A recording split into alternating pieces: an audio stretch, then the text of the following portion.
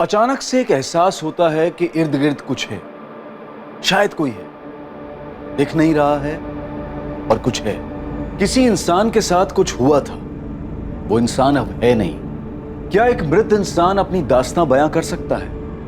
क्या वो किसी तीसरे, किसी अनजाने को कोई सिग्नल भेज सकता है?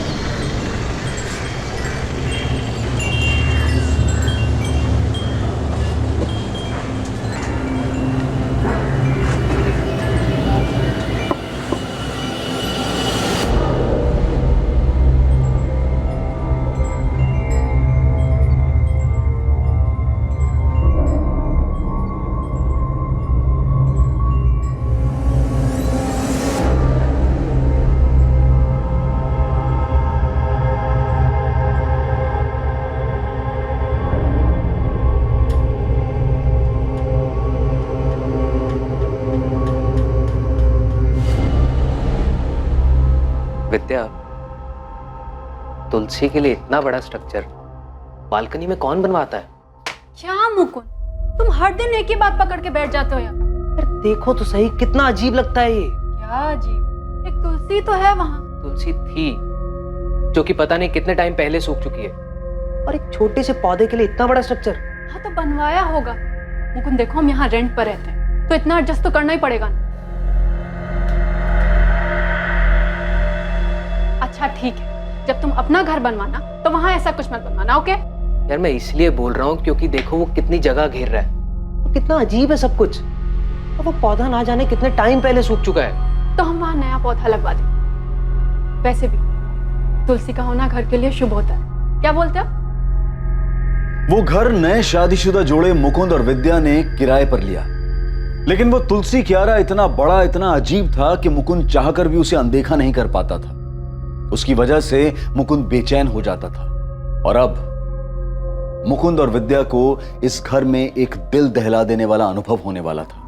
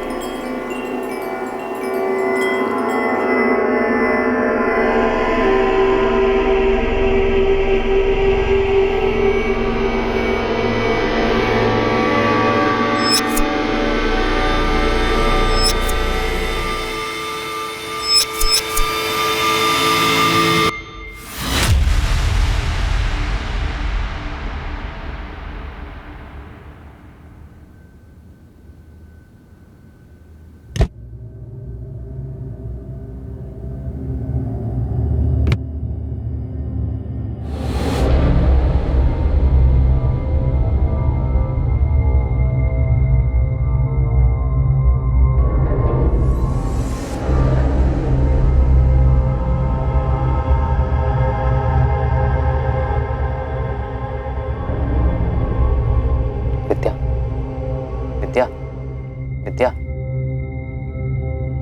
क्या हुआ मुकुंद? यार वो तुलसी क्यारा। यार तुम्हें नींद में भी वही दिखाई देता है क्या? ये कोई वक्त है इस बारे में बात करने का? नहीं यार, मतलब कितना अजीब लगता है वो। अरे अजीब तुम लग रहे हो, रात को भी वही बात लेके बैठ गए। तुम्हें और कोई थॉट नहीं आ रहा है क्या आजकल? नहीं यार, कुछ अटपटा सा है। तो जाओ मुकुंद। विद्या मेरी बात तो सुनो प्लीज। यार सुबह मैंने माली को बुलाया, वो आके दूसरा पौधा लगा देगा। अभी प्लीज सो जाओ, मुझे भी सोने दो।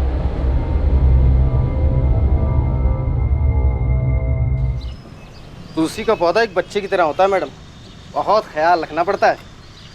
रोज पानी दो, गमले की साफ सफाई रखो, और धूप भी मिलती रहनी चाहिए, वरना मुरझा जाती है तुलसी। जी भैया, मैं पूरा ध्यान रखूंगी। हाँ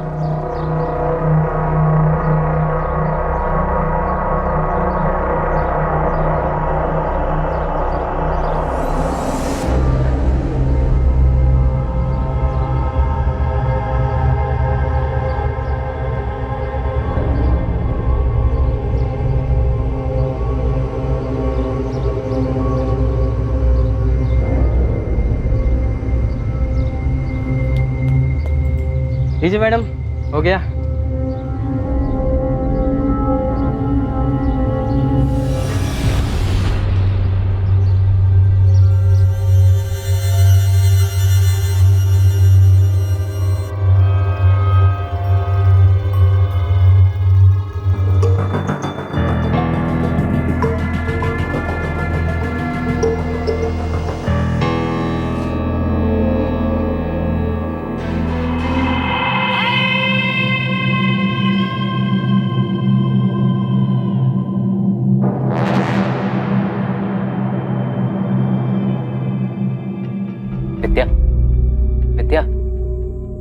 विद्या, अरे यार अब क्या है मुकुंद, प्लीज फिर से शुरू मत हो जाना तुम। यार उस तुलसी क्यारे को देखकर लगता है जैसे किसी ने अपना सामान लाकर हमारे घर में रख दिया हो। यार इतना बड़ा क्यों बनवाया है वो? मुझे क्या पता मुकुंद। तुम्हें नहीं लगता कि कुछ अजीब है? इतना बड़ा कौन बनवाता है? तुम एक काम क्यों नहीं करते, कल रमन भाई से बात करो, देखो वो क्या बोलते हैं।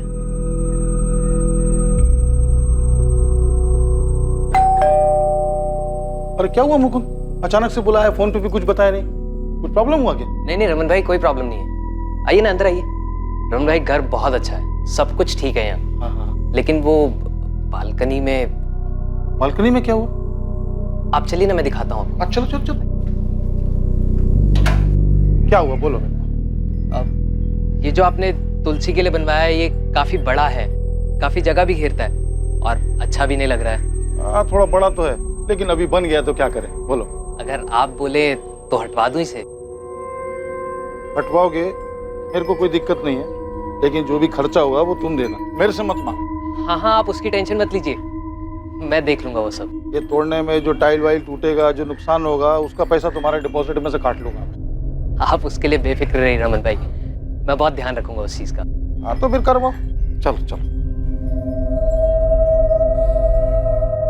वो तुलसी क्यारा पूरा हटवाने की क्या जरूरत है, 2-3 ब्रिक हटवा के थोड़ा छोटा करवा दो ना बस। क्या दिक्कत है विद्या, अब तो रमन भाई ने परमिशन दे दी है ना। कोई प्रॉब्लम नहीं है, पर अभी मैंने वो पौधा लगवाया है और अभी हटा देंगे तो घर के लिए अशुभ होगा ना। सिर्फ क्यारा हटवा रहा हूँ विद्या, पौधा हम किसी दूसरे गमले में लगा देंगे, तुम्हारे लिए साफ सफाई के लिए भी आसानी हो जाएगी, है ना। अरे बाबा, कल नया गमला ला दूंगा, तुम टांग देना उसे जहां मन करे, ठीक है। अच्छा सुन, एक काम करते हैं, पहले मिट्टी निकाल लेते हैं, उसके बाद क्यारा तोड़ते हैं। इससे हम लोगों का काम आसान हो जाएगा और ज़्यादा मेहनत भी नहीं पड़ेगी।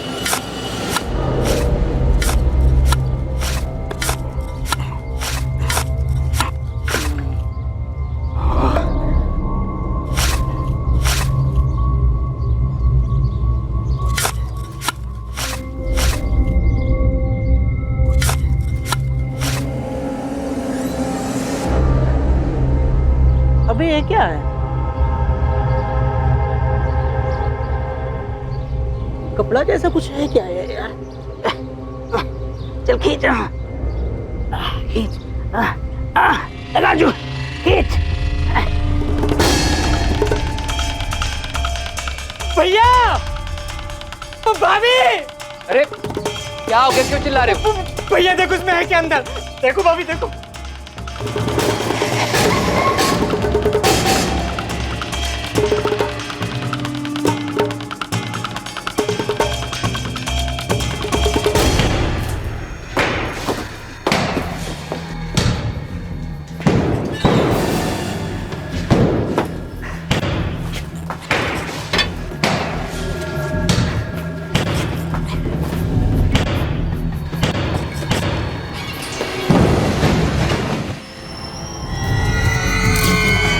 हमें बस 1 महीना ही हुआ है सर किराए पर ये फ्लैट लिए हुए। इतना बड़ा तुलसी का स्ट्रक्चर बालकनी में बहुत अजीब लगता था। मैंने मकान मालिक से बात की, उन्होंने तोड़ने की परमिशन दी। जब तोड़ने लगे तो उसमें से ये कंकाल निकला। मकान मालिक कौन है, नाम क्या उसका? रमन सरवैया नाम है सर। मैंने फोन किया है, वो आते ही होंगे। सर, है तो ह्यूमन स्केलेटन, लेकिन काफी बुरी हालत में। पेल्विक बोन्स तक टूट चुकी हैं। पता नहीं चल रहा है मेल है या फीमेल। स्केलेटन को फॉरेंसिक भेजो रीवा, देखते हैं उन्हें क्या मिलता है। ये कहाँ से लाए तुम लोग? कहाँ से लाए क्या मतलब? अरे हम कहाँ से लाएंगे, आपका घर है, आप जानो कहाँ से आया। बन रहे थे तो तुम होने, और तुमने जिद किया था वो तुलसी क्यारा तोड़ने के लिए। उससे पहले तो कुछ नहीं निकला यहाँ पे। कैसी बात कर रहे हो रमन भाई, 1 महीना हुआ मैं यहाँ पे आए हुए और तुलसी क्यारा के अंदर से निकला है ना वो, तो आपको नहीं पता होगा कहाँ से है वो? पता तो आप ही को होना चाहिए। किसका कंकाल है? मैडम घर मेरा है, मैं रहता नहीं हूँ यहाँ पे, हमेशा से किराए पे ही है। और अब तो किराए पे भी कोई नहीं लेगा, सब डर जाएंगे। कितना नुकसान हो गया मेरा। रमन जी, आपको इस बात का जरा सा भी अंदाजा है कि क्या हुआ यहाँ पे? हाँ, समझ रहे हैं आप इसका मतलब? आपके घर से मानव कंकाल मिला है। किराए की बात तो बहुत दूर रही, हम आपके इस घर को सील करने जा रहे हैं। और चुपचाप हमें यह बताइए, ये कंकाल किसका है और किसने दफनाया इसे यहाँ पे? रमन जी बोलिए, कहां से आया कंकाल? मुझे नहीं मालूम। 10 साल से किराए पे ही है। तो क्या 10 साल पहले दफनाया था इसको? हाँ, पता नहीं। तो फिर ये यहाँ आया कहाँ से? किसने दफनाया? तुलसी कह रहा आप ही ने बनवाया है ना, उसी में से निकला है। नहीं, हाँ हाँ, वो हितेश और धर्मेश ने बनवाया तुलसी क्यारा। हितेश, थोड़ा बारीक बारीक काटना। हाँ, नहीं तो करारे नहीं बनेंगे। देखना किसका फोन है। हेलो। तो धर्मेश मैम वो भी बात नहीं कर सकते, वो थोड़ा बिजी हैं। अच्छा, वैसे तुम्हें पता चला कि नहीं, धर्मेश की शादी फिक्स हो गई है। कौन है? आरती। मरवा के मानेगा यार। अच्छा ये लो, धर्मेश से बात करो। देखो कितना शर्मा रहा है, लड़की की फोटो भी नहीं दिखा रहा मेरे को। ये लो बात करो उससे, पूछना इससे कौन है। तू बजिया था ना। क्या आरती, तुम भी मजाक कर रहे थे?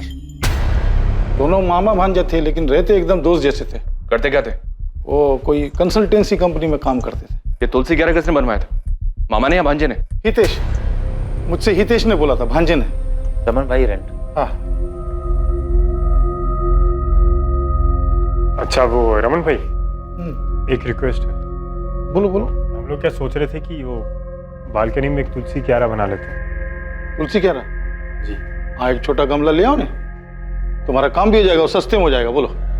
नहीं, वो गमला तो बहुत छोटा हो जाएगा ना, तो 2-3 महीने में सूख जाता है। तो फिर हम सोच रहे थे कि थोड़ा बड़ा बना लेते हैं। हाँ, तो कितना बड़ा? आइए आपको मैं दिखाता हूँ।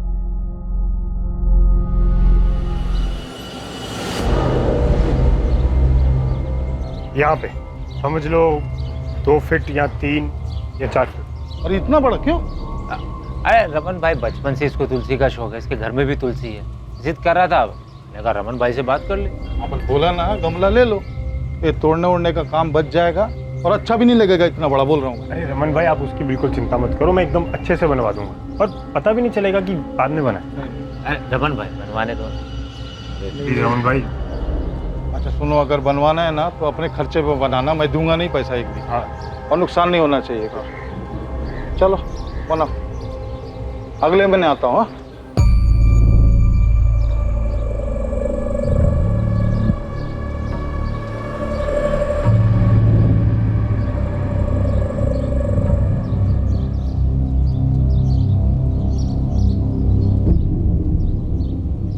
धर्मेश, कुछ गड़बड़ तो नहीं लग रहा ना? एकदम परफेक्ट, इससे काम हो जाना चाहिए। पक्का? मतलब ऐसा तो नहीं लगेगा ना ये बालकनी के साथ नहीं बनाया? नहीं, सही हो गया। फिर भी एक बार चारों ओर से देख के बताओ ना, मतलब पक्का कुछ पता नहीं चल रहा है ना? देख, तो तू नहीं बताएगा ना, किसी को पता नहीं चलेगा। अब कहाँ हैं दोनों मामा भांजे? पता नहीं मैडम, बाद में पता चला कि दोनों गायब हैं। मतलब मिसिंग? कैसे और कब से गायब है? ये तो पता नहीं, लेकिन यहाँ से जाने के कुछ दिन बाद गायब हो गए। कहाँ गए किसी को मालूम नहीं। अभी ज़्यादा कुछ तो नहीं, लेकिन इतना बता सकती हूँ कि ये नेचुरल डेथ नहीं थी, ये एक मर्डर था। जी, जिस तरह से बॉडी को छुपा कर रखा गया था, नेचुरल डेथ तो नहीं लगती, मर्डर ही होगा। अब बता सकते हैं मौत कैसे हुई होगी? यस सर, ये देखिए। सबसे पहली चौंकाने वाली बात थी कि कंकाल घर के उस स्ट्रक्चर से मिला था जिसे तुलसी के पौधे के लिए बनाया गया था। दूसरी हैरान करने वाली बात यह कि जिस धर्मेश और हितेश ने इसे बनवाया था वो दोनों खुद ही लापता थे। और तीसरी बात यह कि ऐसा हत्या को छुपाने के लिए किया गया था। अभी तक ये पता नहीं चल पाया था कि वो कंकाल किसी महिला का था या फिर पुरुष का।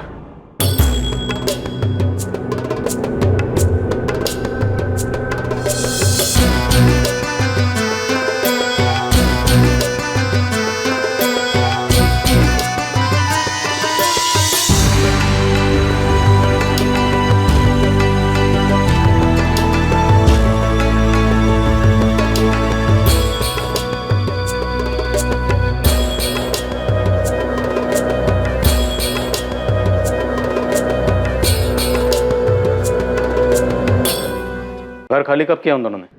सर अक्टूबर 2017 में। अगस्त 2017 में उन लोगों ने बोला था कि 2 महीने में शिफ्ट कर जाएंगे, और फिर अक्टूबर में खाली कर दिया मकान। हितेश, ये धर्मेश क्या छे? वो ऑफिस गया है ना। अच्छा रमन भाई, मैं क्या बोल रहा था कि जो हमारा एग्रीमेंट है ना, वो अक्टूबर में ख़त्म हो रहा है। हाँ क्यों? नहीं बस वो हम लोग शिफ्ट करने की सोच रहे थे। क्या अचानक से कोई प्रॉब्लम है? नहीं नहीं, ऐसा कुछ नहीं है, बस हम लोग थोड़ा बड़ा घर देख रहे हैं अभी। सर अक्टूबर 2017 में जब एग्रीमेंट खत्म हुआ तो उन लोगों ने मकान खाली कर दिया। धर्मेश आया था चाबी देने के लिए। अरे धर्मेश, नमस्ते। नमस्ते, आओ अंदर आओ। अरे धर्मेश, इतनी सुबह सुबह? वो रमन भाई फ्लैट की चाबी देने। हाँ लेकिन तुम लोग तो शाम को जाने वाले थे ना। हाँ बस अभी सुबह जाने का प्लान हुआ, सोचा जाना तो है, पूरा दिन आराम करने से अच्छा है अभी निकल लेते। हाँ अभी आ गए हो तो चाय वाय कुछ पियोगे? नहीं रमन भाई, वो हितेश सामान की गाड़ी के साथ वेट कर रहा है। जा कहाँ रहे? अभी तो मैंने और रितेश ने मुंबई जाने का प्लान किया है, देखो क्या होता है। मुंबई सरस है, बहुत कुछ है वहाँ, कुछ ना कुछ हो ही जाता है। अच्छा चलता। तो वो मामा भांजा दोनों मुंबई से मिसिंग हुए? नहीं ये तो पता नहीं सर, लेकिन खाली करने के 15 दिन बाद नवंबर 2017 में पार्क चौक पुलिस ने मुझे बुलाया था। अब मैं कैसे बताऊं कि हितेश धर्मेश किधर है? मेरे घर से तो 15 दिन पहले चले गए वो लोग। अब धर्मेश मेरे को बोला कि उसका और हितेश का मुंबई जाने का प्लान है। सर उन दोनों में से किसी ने हमें कुछ भी नहीं बताया, इसलिए तो हमने मिसिंग कंप्लेंट भी लिखवाई है। इतना धर्मेश ने मेरे को बताया उतना मैं बता दिया, बाकी मालूम नहीं। धर्मेश ने तुमसे और कुछ कहा था? वो लोग मुंबई में कहाँ जा रहे हैं, वहां जाके क्या करेंगे? सच पूछो तो इतना जोर दे के मैंने पूछा भी नहीं। सर पिछले 15 दिन से दोनों में से किसी से कोई बात नहीं हो पाती। ना तो मेरे बेटे धर्मेश का फोन लगता है और ना ही मेरे नाती हितेश का।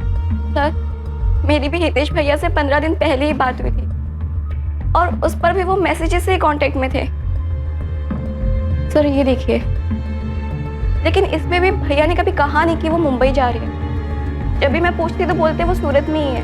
मेरा बेटा धर्मेश भी ऐसे ही कॉन्टेक्ट में था, मैसेज से, लेकिन 15 दिन पहले उसका मोबाइल भी स्विच ऑफ हो गया। रमन, ये सब कुछ तेरे घर से जाने के बाद ही हुआ है और सिर्फ तू है जो कह रहा है कि वो लोग बॉम्बे गए हैं। सच सच बता, कहाँ है वो दोनों? मुझे क्या मालूम धर्मेश ने मुझे ही मुंबई जाने के बारे में क्यों बोला। तो वैसे भी वो मेरे फ्लैट पे किराए पे रहता था, कोई मेरे साथ नहीं रहता था। अक्टूबर में उसका एग्रीमेंट खत्म हो गया तो वो लोग खाली कर दिया।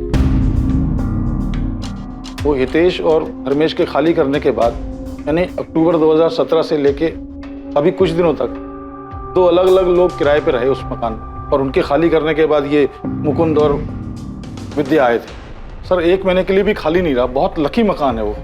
तुम्हारे उसी लकी मकान में से कंकाल निकला है? हाँ सर निकला है सर, सबको ये खबर भी हो गई है। तो समझ नहीं आ रहा मैं क्या करूं।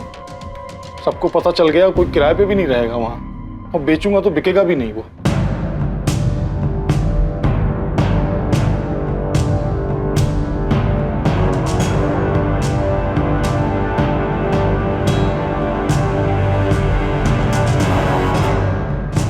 प्रॉपर्टी के दाम बढ़ने के साथ ही किराए पर रहने का चलन भी बहुत बढ़ा है, लेकिन क्या आप नए घर में जाने के पहले उस घर की बारीकी से जांच और पड़ताल करते हैं कि वहां पहले कोई अपराध या क्राइम तो नहीं हुआ? पूरा सूरत हैरान है कि ये कंकाल हमेशा से इस घर के अंदर एक तुलसी क्यारा में दबा हुआ उन दोनों किराएदारों की आंखों के सामने ही था, लेकिन उन्हें इस बात का बिल्कुल भी अंदाजा नहीं लग पाया था। तुलसी क्यारा यहाँ रहने वाले 2 पुराने किराएदारों ने बनवाया था, जो कि खुद भी अभी लापता है। तुम्हें वो तुलसी क्यारा याद है ना? कैसे भूल सकता हूँ भाभिनी। यार मैं सोच रहा हूँ कहीं और काम देख लो यार। यहाँ तो रात रात भर सिर्फ गधा मजदूरी करवाते हैं और साला इतनी मेहनत के बाद सैलरी के नाम पर अकाउंट में सिर्फ चिल्लर ही आता। मेरे दोस्त मोहित को मेरे बाद जॉब लगी, 6 महीने में कार ले लिया उसने। बता रहा था उसके यहाँ कोई जूनियर मैनेजर की वैकेंसी है, ज्वाइन कर लूँ क्या? भाभिनी ध्यान क्या तुम्हारा? कुछ नहीं रौनक, बस मैं यही सोच रही थी कि बालकनी में इतना बड़ा तुलसी क्यारा बनवाने की क्या जरूरत थी। हद है यार, मतलब मैं क्या पूछ रहा हूँ, तुम क्या बोल रही हो यार? इस हैरत अंगेज क्राइम की पल पल की खबर हम आप तक पहुंचाते रहेंगे, बने रहिए हमारे साथ। हितेश और धर्मेश के बाद जो किराएदार रहने के लिए आए थे, क्या नाम बताया उनका? वो रौनक और भाविनी सर। अभी कहाँ है? एड्रेस तो नहीं पता सर, लेकिन सूरत में ही है कहीं। फोन नंबर तो होगा? जी। धर्मेश और हितेश को अब ढूंढना मुश्किल होगा शायद। हम लोग हर जगह देख चुके, मुंबई पुलिस की भी मदद ली थी, इनके फोटोज और डिटेल्स वहां भी भिजवाए, लेकिन कुछ निकला नहीं। तो क्या केस वैसे ही रह गया? और कर भी कह सकते, किसी करीबी को कोई अंदाजा नहीं, और दोनों की फैमिलीज को कुछ भी नहीं पता।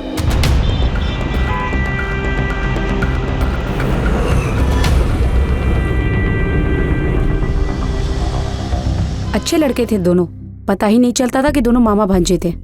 उम्र में कुछ ज्यादा फर्क नहीं था, पर दोनों का स्वभाव बहुत ही अच्छा था। कोई गर्लफ्रेंड वर्लफ्रेंड थी उनकी? ये तो नहीं पता कि वो कौन थी, पर एक लड़की थी जरूर जो कभी कभी आती थी। क्या नाम था? अब नाम तो नहीं जानती, लेकिन वो धर्मेश के साथ दिखती थी कभी कभी।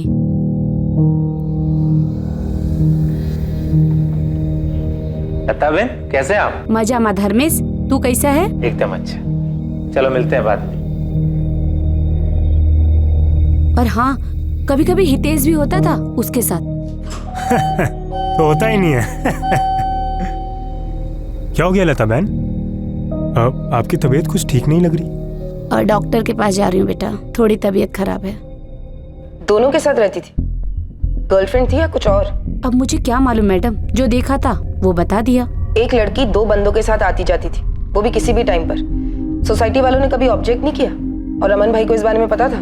ऑब्जेक्शन जैसी बात तो कोई सामने नहीं आई, पर हाँ, वो कुसुम है ना 3rd फ्लोर वाली, उसने एक बार बताया था कि वो हितेश की बहन है, तो मुझे कुछ पूछना ठीक नहीं लगा। गलती तो आपसे भी हुई, आपको सब अच्छे से चेक करना चाहिए था ना। अरे मैं क्या चेक करता श्वेता, मेरे को क्या मालूम घर के अंदर क्या चल रहा है क्या नहीं चल रहा है। मेरे को क्या मालूम, मैं क्या दीवार फोड़ के जमीन खोद के देखता कि किधर लाश दबी किधर क्या दबा है।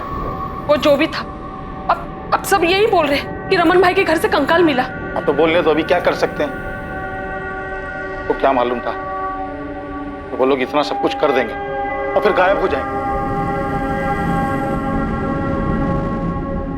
पहले दिन से मेरे को शक करना चाहिए। जब वो हितेश बोला था ना इतना बड़ा तुलसी क्यारा बनाने के लिए, मना कर देना चाहिए। सब पहले से प्लान किया था उन लोगों ने। जब तक तू नहीं बताएगा ना, किसी को पता नहीं चलेगा।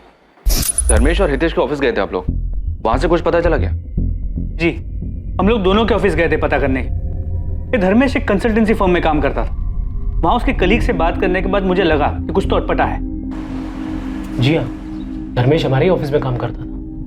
अब काम में भी ठीक ठाक ही था, लेकिन एक दिन अचानक बोला कि वो ऑफिस छोड़ के जा रहा है। कब की बात है? जी शायद अगस्त 2017 की। ये क्या है? मेरा रेजिग्नेशन लेटर सर, मैं कल से नहीं आ पाऊँ। क्या कल से? अरे भाई अचानक ऐसा क्या हो गया कि तुम रेजिग्नेशन लेटर दे रहे हो? सर मैं सारी लाइफ ये नहीं करना चाहता। अच्छा, ताजमहल बनाना चाहते हो क्या? अरे भाई ऑफिस में एडवांस में कुछ नोटिस देने का होता है कि नहीं? मैं यहाँ एक भी दिन नहीं रह पाऊंगा सर, कुछ करना चाहता हूँ। और नोटिस ना देने के लिए सर जो भी चार्जेज हैं वो मेरी सैलरी में से काट लें। मैं कंटिन्यू नहीं कर पाऊंगा सर। रिजाइन करने के कुछ दिन पहले से ही बड़ा अजीब सा बिहेव कर रहा। अजीब सा बिहेव कर रहा? क्या मतलब? उखड़ा उखड़ा सा रहता था, जैसे कोई परेशानी हो। ऐसा लगता था कि वो अपने काम से पूरी तरह ऊब चुका है। अब शुरुआत में मुझे लगा कि उसकी कोई पर्सनल प्रॉब्लम होगी, इसलिए मैंने कुछ कहा नहीं। लेकिन पूरा महीना लगभग वो ऐसे ही डिस्टर्ब था। अब उसके इस बर्ताव का असर उसके काम पे पड़ रहा था, इसलिए मैंने उसे डांटा भी। अपनी इस परेशानी की कोई वजह बताई थी उसने? जी नहीं, ऐसी तो कोई वजह नहीं बताई उसने कि जिससे यकीन हो सके कि वो उसी वजह से महीने भर परेशान था। अब जब मैं उससे कुछ भी पूछता था तो सीधा सीधा तबीयत ठीक ना होने का बहाना कर देता था। जब उसने जॉब छोड़ा या कभी बीच में उसने मुंबई जाने की कोई बात की थी? जी मुझसे तो ऐसी कोई बात नहीं की। हाँ, लेकिन हमारे एक लड़का काम करता है तेजस, जो उसका दोस्त भी है। वो हो सकता है शायद उसे कुछ पता। बुलाइए उसे। जी वो तो आज छुट्टी पे है। मुझे तेजस का नंबर और एड्रेस चाहिए। इन सभी बातों को देखने के बाद लगा कि सब कुछ सोच समझ के तय किया गया। अगस्त 2017 में धर्मेश ने अपनी जॉब छोड़ी। उसी के आसपास हितेश ने रमन को बताया कि वो लोग 2 महीने बाद उसका फ्लैट खाली कर दें, और अक्टूबर 2017 में उन्होंने उसका फ्लैट खाली किया। तो दोनों एक साथ छूमंतर हो गए। हमने उन्हें हर जगह ढूंढा, लेकिन सिर्फ उस किराए के फ्लैट में नहीं गए। कोई मतलब ही नहीं था वहां जाकर, किराएदार बदल चुके थे। हमारे लिए सिर्फ वो अब एक मिसिंग कंप्लेंट था, किसी बड़े क्राइम की भनक तक नहीं लगी। पर कोई सोच भी कैसे सकता है कि घर के अंदर बने तुलसी क्यारा के अंदर कोई लाश दबा के रख सकता है? शायद ये सब कुछ पहले से फिक्स था, इसीलिए वो तुलसी स्ट्रक्चर बनवाया गया और उसके अंदर लाश डाली गई। फिर कुछ दिन रुक कर देखा, और जब यकीन हो गया कि सब कुछ ठीक है तो निकल गए वहां से।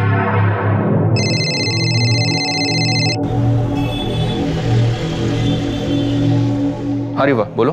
सर, धर्मेश और हितेश के एसके अपार्टमेंट वाले पड़ोसियों से बात हुई। पता चला है किसी लड़की का उनके घर आना जाना था। लड़की कौन थी वो? नाम एड्रेस कुछ पता चला क्या? नहीं, अब तक नहीं सर। ठीक है, पता करो। किसी लड़की के बारे में पता चला था आप लोगों को जो उनके घर आती जाती हो? हाँ, इन्वेस्टिगेशन के दौरान एक आरती चावड़ा का नाम सामने आया था। धर्मेश के दोस्त तेजस ने भी उसके बारे में बताया।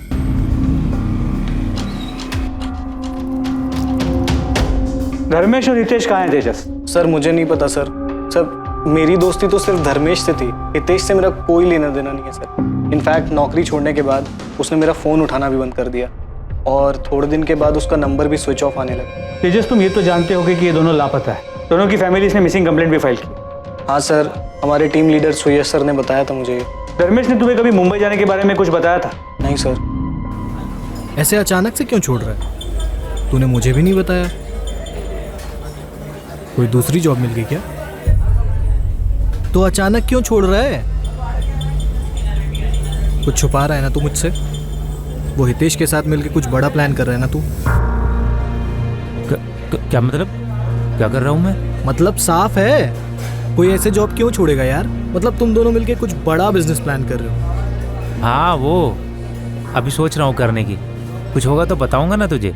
इसके अलावा कुछ और नोटिस किया था? कोई लड़की वड़की का चक्कर? सर उसने कभी कुछ सामने से बताया नहीं सर।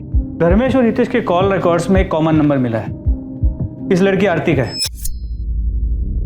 इसे कभी देखा है? सर कभी उसने किसी से मिलवाया नहीं और ना कभी कुछ बताया, पर वो फोन पर किसी से बात तो जरूर करता था। कोई लड़की थी, अब वो लड़की यही थी या कोई और, ये नहीं पता सर मुझे। तो ये आरती आप लोगों के हाथ लगी थी क्या? नहीं, उसका भी फोन बंद आ रहा था। उसके फोन डिटेल्स में जो उसका सूरत का एड्रेस था, हमने वहां जाके चेक किया। हाँ सर, ये मेरी ही किराएदार थी, लेकिन आप इसे क्यों ढूंढ रहे हैं? यहाँ से कहाँ गई? इसकी डिटेल्स होंगी ना, रेंट एग्रीमेंट तो हो गई। यहाँ से कहाँ गई ये तो पता नहीं सर, लेकिन फरवरी में वो यहाँ से चली गई थी और उसके बाद नया किराएदार आ गया तो मैंने भी एग्रीमेंट फेंक दिया। एग्रीमेंट फेंक दिया? तो क्या करता सर, यहाँ तो किराएदार आते जाते रहते हैं और एक बार किराएदार यहाँ से चला जाए तो फिर। अपने किराएदारों के डिटेल्स आप किसी बुक में तो लिख के रखते होंगे ना? यहाँ से जाने के बाद या आने से पहले किसी ने कोई कांड किया तो? नहीं सर, अब क्या पता था कि किराएदार के एक बार जाने के बाद फिर उसे दोबारा कांटेक्ट करना पड़ेगा। लेकिन सर मैं अपने यहाँ सिर्फ शरीफों को ही कमरा किराए पर देता हूँ। शक्ल देखकर बता सकते हो कौन कांड करेगा कौन नहीं? सबसे खतरनाक मर्डर भोली शक्लों वाले लोग करते हैं। आरती ने कोई मर्डर किया है सर? वो हम इन्वेस्टिगेट कर रहे हैं। 2 लड़के गायब हैं और उनकी फैमिलीज ने मिसिंग कंप्लेंट फाइल की। आरती उन्हें जानती थी, पर आरती का भी फोन बंद आ रहा है। ये आरती जॉब कहाँ करती थी? किसी सॉफ्टवेयर कंपनी में HR में थी। उसके बाद भी हमने आरती को ट्रैक करने की कोशिश की। फिर हमें लगा कि शायद उनके रिलेशन के बारे में उनकी फैमिलीज को पता नहीं था। शायद धर्मेश आरती को लेकर भाग गया था और हितेश ने उनकी मदद की, लेकिन आगे की इन्वेस्टिगेशन में ऐसा कोई लिंक सामने नहीं आया। और ये हितेश जहाँ काम करता था वहां से कुछ पता चला?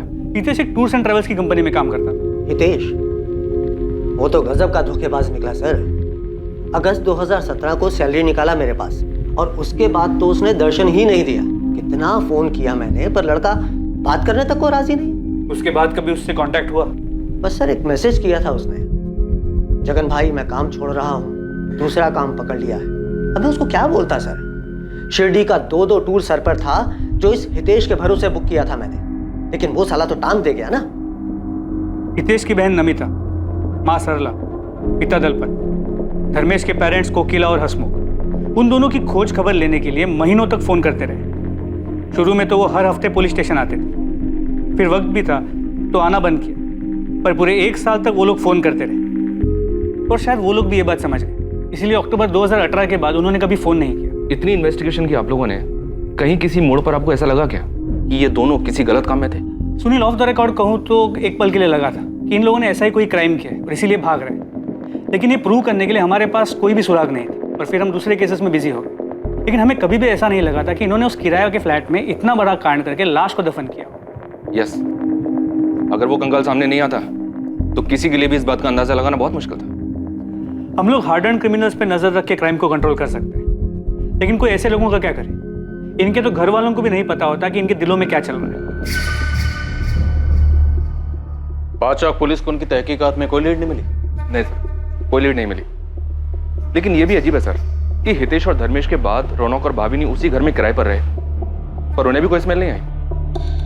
पक्का बहुत मेहनत की होगी सर दोनों ने लाश को छिपा कर रखने में। ये भी मेक श्योर किया होगा कि कोई स्मेल ना आए। पूरी तसल्ली करने के बाद ही घर छोड़ा होगा।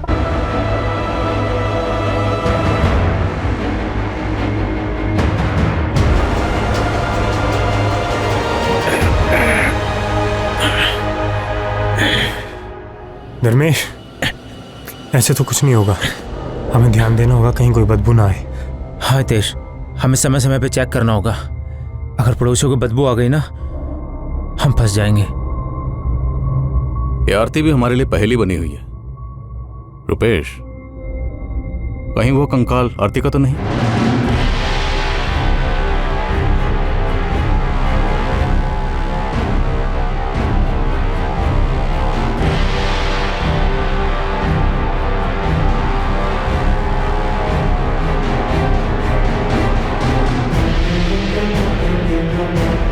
मुझे लगता है हमें हितेश और धर्मेश की फैमिली से बात करनी चाहिए। पुलिस से अचानक कांटेक्ट बंद हो गया उनका। कहीं ऐसा तो नहीं कि उनके बेटों ने उन्हें कांटेक्ट कर लिया हो? ठीक है, वो आप अकेले निकलो, बिना बताए उनके घर पहुंचो, देखते हैं क्या हाथ लगता है। सर एक बार ये रौनक और भावनी से भी बात करें क्या? अक्टूबर 2017 से मई 2019 तक तकरीबन 2 साल ये दोनों उसी घर में रहे। उनके बाद मुकुंद और विद्या आए जून में। रौनक और भावनी से पूछते हैं सर, क्या उन्हें कभी कोई स्मेल नहीं आई? बुलाओ इन दोनों को भी, उनके पास भी कोई ना कोई कहानी तो होगी सुनाने के लिए। इस हत्याकांड में शक की सुई अब हितेश और धर्मेश पर थी, और अभी तक पुलिस को इसका भी कोई अंदाजा नहीं था कि मरने वाले की पहचान क्या थी। वो सिर्फ अंदाजा लगा रहे थे कि विक्टिम शायद आरती थी, जिसे दोनों ही सस्पेक्ट जानते थे। लेकिन उसकी हत्या क्यों हुई थी, इसकी भी अभी तक कोई वजह सामने नहीं आ पाई थी। क्या वाकई में पुलिस का यह अंदाजा सही था? क्या सच में ऐसा ही हुआ था, या कहानी में कोई तीसरा एंगल भी था जिसमें न मारने वाले का पता था और न मरने वाले का?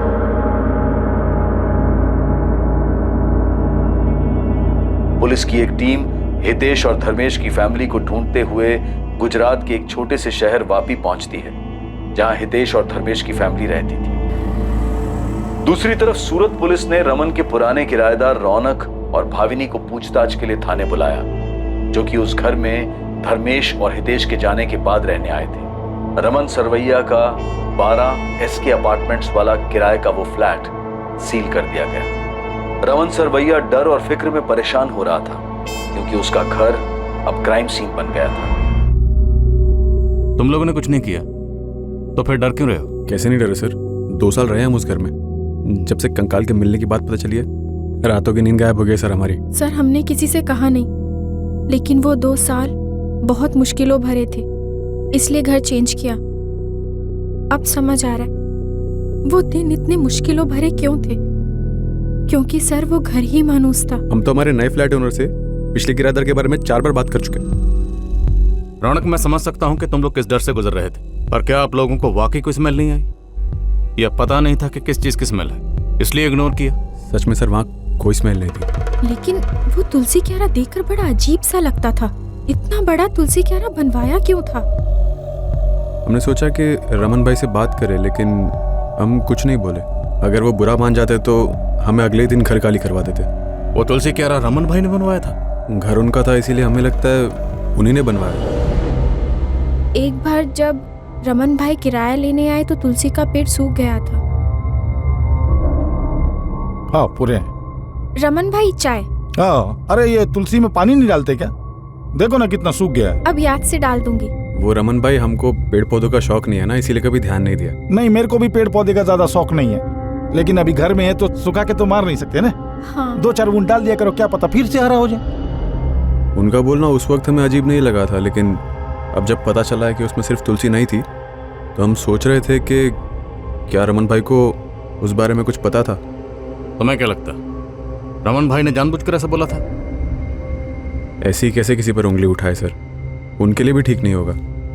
हो सकता है जैसे हमें ना पता चला हो, उन्हें भी कुछ ना पता चला हो। ठीक है, आप दोनों जा सकते हैं।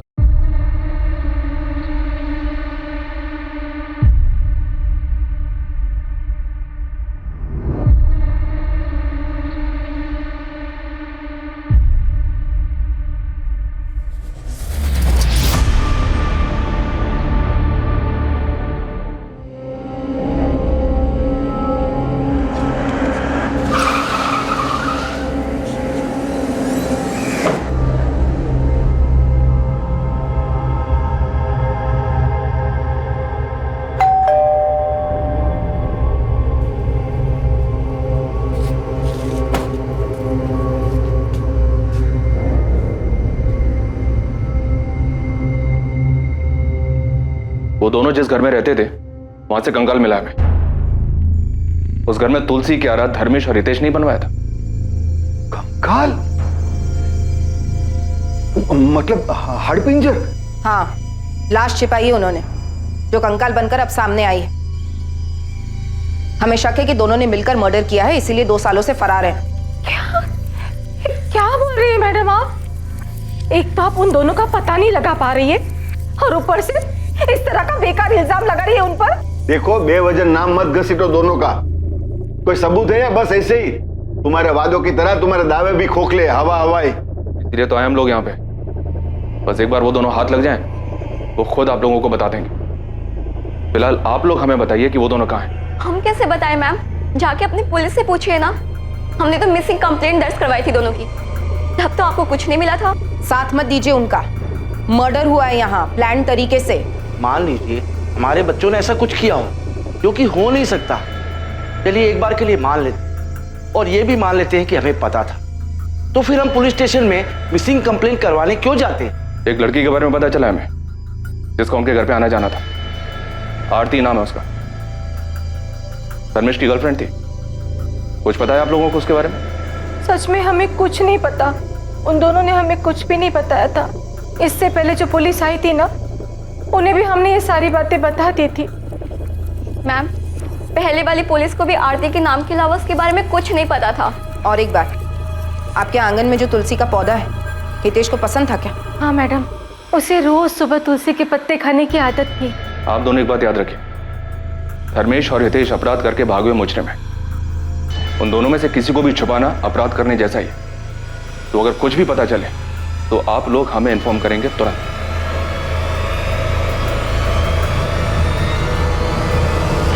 डॉक्टर, कोई नई इन्फॉर्मेशन? जी बिल्कुल, मैं आपको बता सकती हूँ कि मरने वाला कोई मेल था और उसकी उम्र तकरीबन 24 से 30 वर्ष रही होगी। और मौत कितना अर्सा पहले हुई थी? हमने जो बोन टेस्ट किए हैं उससे तो यही पता चलता है कि स्केलेटन 2 से 4 साल पुराना है। सर, अभी तक उस घर में 4 किराएदार रह चुके हैं। पहले धर्मेश और हितेश, और उनके बाद भाविनी और रौनक। पता नहीं किसने किसको मारा है। मुझे नहीं लगता रौनक और भावनी ने किसी को मारा, क्योंकि उनसे बातचीत में ऐसा कुछ सामने नहीं आया। ये तो अजीब ही है सर। अभी तक तो हम इस मामा भांजे की जोड़ी को सस्पेक्ट मान के चल रहे थे कि इन्होंने शायद किसी लड़की को मारा था, और शायद वो आरती होगी। लेकिन यहाँ तो मामला ही उल्टा निकला। तो फिर मरा कौन था सर? नहीं, जो भी हो, इतना तो है कि ये जुर्म तब हुआ जब उस घर में ये मामा भांजा दोनों रह रहे थे। वो दोनों गायब है, तो इन दोनों का इस जुर्म से कोई ना कोई ताल्लुक तो है। जी सर, मुझे भी ऐसा ही लगता है। वो तुलसी क्यारा भी उन दोनों की करामात थी, और उन दोनों के वापी वाले घर में भी हमने तुलसी क्यारा देखा। इस बात के चांसेस ज्यादा हैं कि इन दोनों ने किसी तीसरे को मारा, जो कि मेल था। या ये भी हो सकता है कि मामा भांजा की आपस में किसी बात को लेकर खटास रही हो और हितेश ने धर्मेश को मार डाला, क्योंकि रमन को वो तुलसी क्यारा बनाने के लिए हितेश ने अप्रोच किया था। ठीक है सर, इसका उल्टा भी तो हो सकता है। हो सकता है धर्मेश ने हितेश को मारा हो, क्योंकि मकान मालिक को चाबी देने के लिए धर्मेश ही गया था। दोनों ना से ही कोई एक तो पकड़ में आए जो हमें सच बता सके कि असल में वहां हुआ क्या। या फिर हमें ये आरती ही मिल जाए।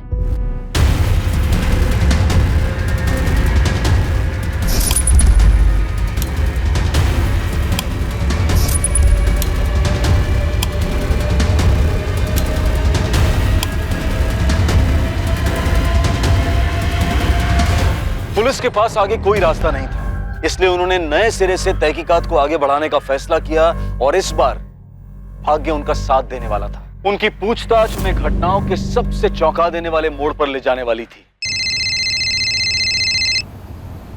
अरे कोकिला, देखो तो किसका फोन है? नाम नहीं है, किसी लैंडलाइन से है। हेलो, राणा नगर पुलिस स्टेशन से एएसआई रीवा सेठ बोल रही हूँ। हाँ मैडम, धर्मेश और हितेश मिल गए क्या? नहीं, लेकिन इतना कंफर्म हुआ है कि जो कंकाल मिला है वो किसी आदमी का। क्या हुआ? क्या बोल रहे?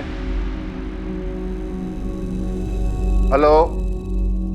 हाँ मैडम, उनकी कोई खबर आई क्या? नहीं हसमुख जी, लेकिन उनके किराए वाले मकान से जो कंकाल मिला था, इतना कंफर्म हो गया है कि वो कंकाल किसी आदमी का है। उस कंकाल के आइडेंटिफिकेशन के लिए हमें डीएनए टेस्ट करवाना पड़ेगा, जिसके लिए आपका और कोकिला जी का डीएनए सैंपल चाहिए। अरे पर हम क्यों सैंपल देंगे? हमारा क्या लेना देना है डीएनए से? देखो वो आदमी कौन है, क्या है, हमें क्या पता? देखिए हसमुख जी, अभी तक हमें भी नहीं पता चला है कि किसका मर्डर हुआ, लेकिन पूरी संभावना है कि हितेश या धर्मेश दोनों में से एक हो सकता है। संभावना है? मतलब अभी तक तुम लोग संभावनाओं पर ही टिके हुए हो? अभी कुछ दिन पहले तुमने अंदाजा लगाया था कि वो दोनों मर्डरर है, और आज तुम अंदाजा लगा रहे हो कि वो दोनों विक्टिम है।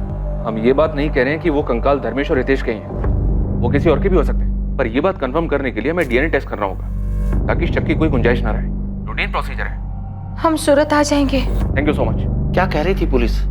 कुछ पता चला दोनों का? पुलिस कह रही है कि जो कंकाल उन्हें मिला है वो हितेश या धर्मेश में से किसी का हो सकता है।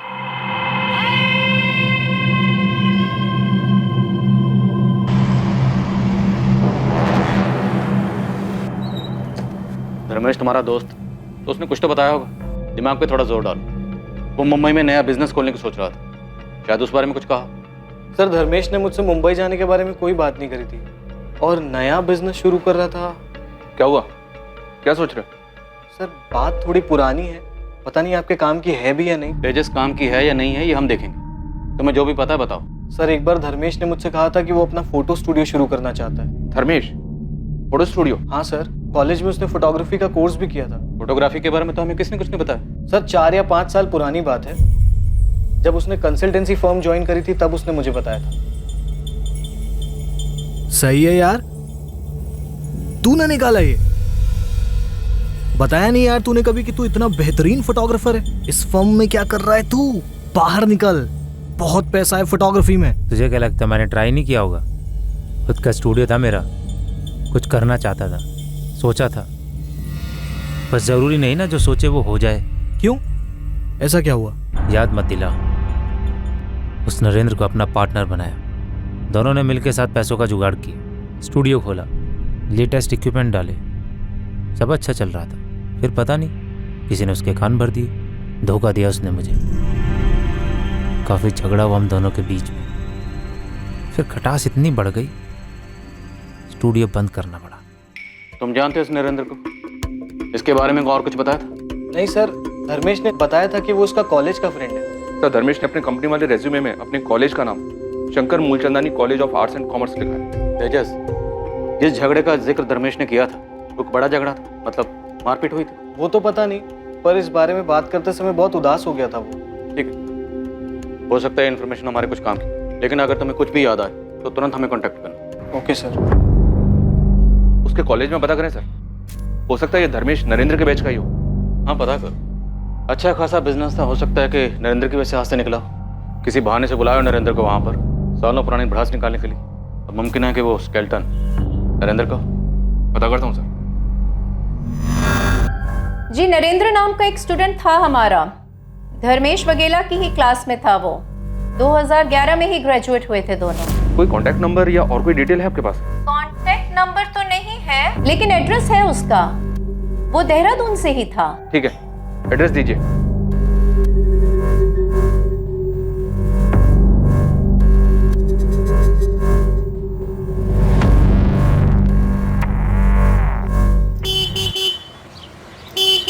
माँ मैं निकल रहा हूँ, देर होगी मुझे तो मैं फोन करूंगा। हाँ अरे ऐसी कौन सी जगह जा रहा है जहाँ देर हो जाएगी तुझे? अरे सुन तो। जय श्री कृष्ण दीदी, कैसी हैं आप? जय श्री कृष्णा। कहाँ लेके जा रहा है तू इसको? हाँ, और ये बताता कि उन्हें कहाँ जा रहा है? अरे दीदी उस जगह से आपको बहुत नफरत है, अगर आपको बताएंगे ना तो आप हमें जाने नहीं दोगे। मुझे कौन सी जगह से नफरत है? अरे जल्दी चलो मामू, नहीं तो माँ को सब याद आ जाएगा। तो अरे रुक रुक धर्मेश, अरे माँ को सब याद आ गया। पिक्चर दिखाने के लिए लेके चलो जा रहा है चलो ना? चलो बाय माँ। समझते नहीं है दोनों। हाँ माँ, मन और आदत दोनों ही खराब कर दी थी फिल्में। हाँ, आजकल की फिल्में कुछ अच्छी बातें नहीं दिखाती है। क्या माँ, तुझे तो खुश होना चाहिए मामा भांजे की ऐसी दोस्ती देख के।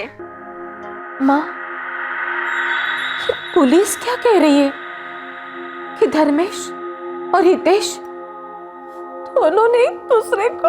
नहीं सरला, वैसा नहीं कर सकते। पुलिस ने पहले भी गलती की है ना। तुम दोनों धीरज रखो, पुलिस से बात करने दो। चलिए अंदर बुलाते हैं। जी चलो। हमने सुना वो तुलसी कह रहा तुमने बनवाया था। नहीं, आपको किसने बोला? क्यों, एक और मर्डर करने का इरादा है क्या?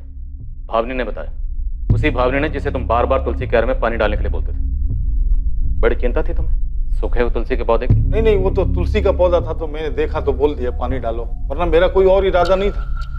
मैं क्यों बोलता इतने बड़े पहाड़ जैसे तुलसी क्यारे में पानी डालने के लिए? अगर वो तुलसी क्यारा तुम्हें इतने अजीब लग रहा था, पहाड़ जैसा लग रहा था, तो धर्मेश और हितेश के जाने के बाद उसे तोड़वाया क्यों? अरे वो तो मैंने इसलिए नहीं तोड़वाया कि इतना मजदूर लगते, 1000-1500 खर्चा हो जाता मेरा, तो मैं सोचा कि जो किराए पे आएगा वो अपने आप करा लेगा, उसका सिर दर्द। प्लान अच्छा था, पर तुम भूल गए कि तुम्हारा भांडा तो एक न एक दिन फूटना ही था।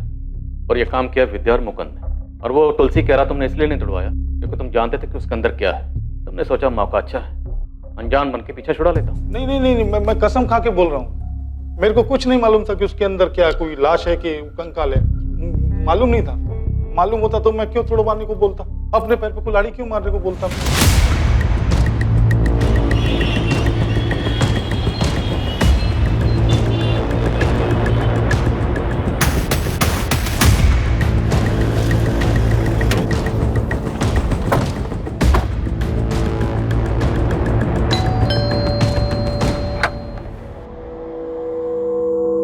नरेंद्र वर्मा? जी मैं ही नरेंद्र हूँ। धर्मेश वागले को जानते हो तुम? सर मैं कैसे बताऊँ धर्मेश कहाँ होगा, आप मुझे क्यों पूछ रहे हो? हमने सुना है कि धर्मेश के साथ तुम्हारा झगड़ा हुआ था, तुमने धोखा दिया था उसे। मैंने धोखा दिया सर?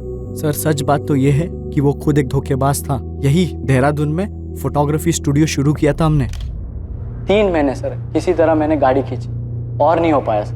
भाई 2-3 लेंस लेने पड़ेंगे, पैसे का जुगाड़ कर ले। लेकिन क्यों लेना है जब उसके बिना भी काम चल रहा है? तो भाई काम चल रहा है, अच्छा काम नहीं चल रहा है। देख भाई तू भी जानता है, और ये बात हुई थी हमारी कि शुरू के 6 महीने 10 लाख में निकल जाएंगे। हाँ तो क्या पता नहीं 2 महीने में खर्चा कितना हुआ है? 13 लाख रुपए। एक फूटी कौड़ी का कोई रिटर्न वापस नहीं आ रहा है। ऐसा नहीं चलता है धंधा भाई। तू कहना क्या चाहता है?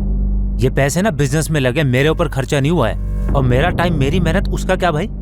मुझे भी रिटर्न नहीं मिला है। यार एक काम करते, ये पार्टनरशिप खत्म कर देते। मतलब धर्मेश के ऊपर बहुत गुस्सा था तुम्हें? आप गलत तार छेड़ रहे सर, मैंने आपको पहले ही बता दिया। पिछले 6-7 साल से एक दूसरे की शक्ल भी नहीं देखी हमने। सर 13 लाख के लिए मैं उसको किडनैप कर दूं, मर्डर कर दूं? मर्डर की तो मैंने बात ही नहीं की, मैंने तो बस इतना कहा कि धर्मेश मिसिंग है। सर आप गलत समझ रहे सर मैं ये कहना चाहता था कि मैं सीधे सीधे बात करने वाला आदमी हूँ। अब मैं भी तुमसे सीधी सीधी बात करता हूँ। आरती छाबड़ा को जानते हो तुम? जी सर बिल्कुल जानता हूँ। धर्मेश की कॉलेज वाली गर्लफ्रेंड थी सर। सर हम साथ में ही पढ़ाई करते थे और साथ में ही हैंग आउट था हमारा। और ये रिलेशन कितना सीरियस था? बाद में भी साथ थे दोनों? सर बात का तो नहीं पता, लेकिन इतना पता है कि धर्मेश कॉलेज में साई की तरह उसके साथ रहता था। आरती को कोई आंख उठाकर भी नहीं दिखता था कॉलेज में।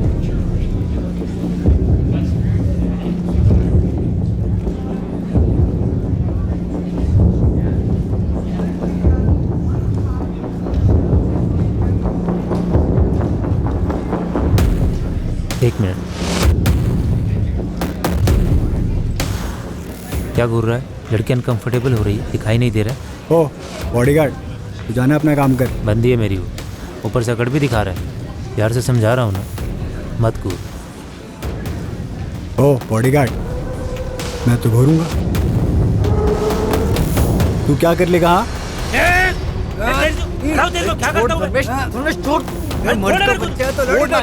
अरे छोड़ना यार। क्या तुम बता सकते हो आरती हमें कहाँ मिल सकती है? सर अब वो कहाँ होगी ये तो नहीं पता, लेकिन मैं आपको उसके घर का पता दे सकता हूँ, यही देहरादून में।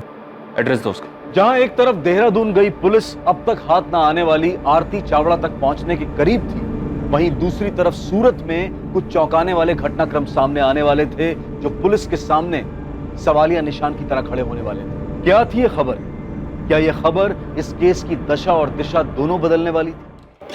सर, नासिक पुलिस का फोन आया था। 2 दिन पहले नासिक में मंगोल नाका के पास उन्हें एक आदमी की डेड बॉडी मिली।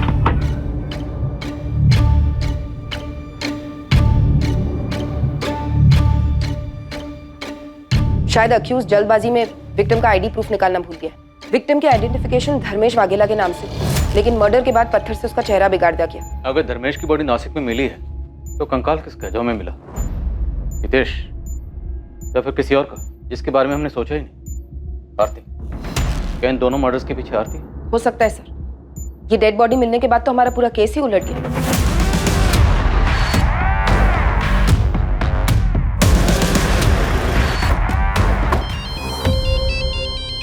अरे वाह, बोलो। व्हाट? धर्मेश की डेड बॉडी मिली है? आरती के घर पहुंच गया हूं मैं, देखता हूं यहां से क्या मिलता है। जी, हमें आरती से बात करनी है। आप? Sub inspector Sunil Goradia, Gujarat police. लेकिन वो तो सूरत में रह रही है सर, पिछले 3 सालों से। सूरत में किस जगह? धर्मा रोड के पास। आरती काम क्या करती है वहाँ? जी सर, वो HR मैनेजर है। किसी धर्मेश को जानते हैं आप लोग? धर्मेश नहीं सर। ताजुब, आपको नहीं पता? कौन है ये धर्मेश सर? धर्मेश आरती का बॉयफ्रेंड है। तुम्हें कुछ पता था इसके बारे में?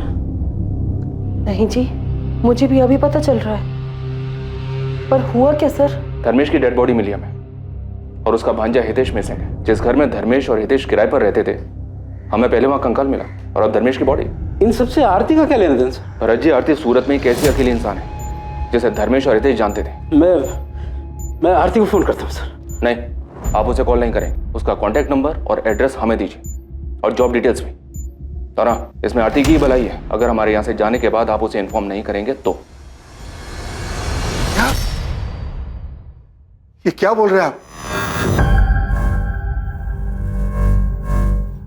क्या हुआ? किसका फोन था? पुलिस बोल रही है कि धर्मेश की लाश मिली। जी सर, आरती के पेरेंट्स तो बता रहे कि वो सूरत में ही है। उसका एड्रेस और फोन नंबर मिला है। रीवा गई है उसे उठाने उस एड्रेस पर। जल्दी।